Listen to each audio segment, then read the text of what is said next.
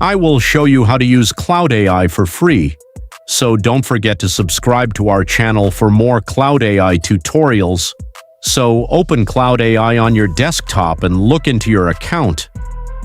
As you see here, I'm already logged in, so Claude AI is an AI tool like ChatGPT.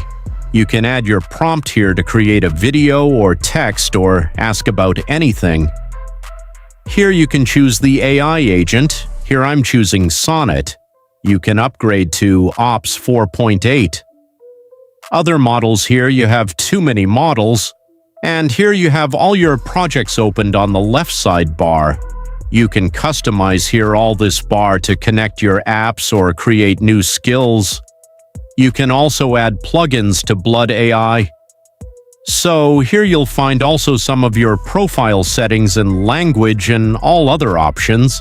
And here you can say, for example, what is, situation in the US. You can ask about anything and click on this to send your questions to Claudia, and Claudia will generate automatic instant response. So this is how you can use Claude AI. You can also use it for scientific research and generating reports.